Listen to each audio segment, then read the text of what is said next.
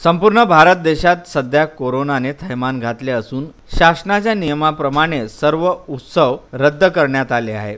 जिथेही गर्दी होणार अशा प्रकारचे सर्व उत्सव शासनाच्या वतीने रद्द करण्याचा निर्णय घेतला। त्याच अनुषंगाने संपूर्ण भारतवासी या निर्णयाचे समर्थन करत अनेक उत्सव त्यांनी साजरे केले नाही। असाच उत्सव दरवर्षी होणारा हनुमान जयंती हा उत्सव मात्र कोरोनाच्या पार्श्वभूमीवर अनेकांनी उत्साहात साजरा केला नाही।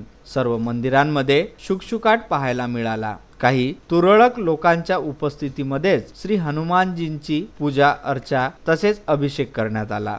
अमरावती शहरातील रविनगर येथील हनुमान मंदिरमध्ये जिथे दरवर्षी हजारोच्या संख्येने भाविक भक्त दर्शन व महाप्रसादाचा लाभ घेत असतात, त्या ठिकाणी यावर्षी महामारीच्या प्रकोपाने मंदिरात फक्त 5 जणांनी जयंतीचा कार्यक्रम पार पडला।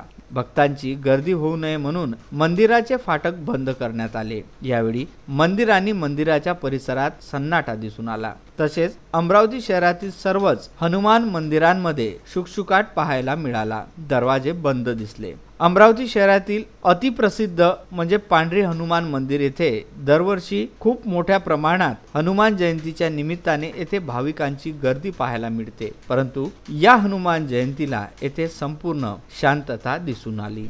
अमरावती शहरातील धर्मदाय कॉटन फंड येथील हनुमान मंदिरातही विविध कार्यक्रमाचे आयोजन होत असते, मात्र कोरोनाच्या पार्श्वभूमीवर इथे एकही कार्यक्रम साजरा करण्यात आलेला नाही। रविनगर येथील हनुमान मंदिरात सुद्धा सर्व कार्यक्रम रद्द करण्यात आले। या कोरोनाच्या पार्श्वभूमीवर शासनाच्या निर्णयाचे स्वागत करून संपूर्ण मंदिर प्रशासनाने याचं समर्थन करत उत्सव रद्द केले आहे। विदर्भ न्यूज करिता अमरावती येथून प्रदीप इंगोले।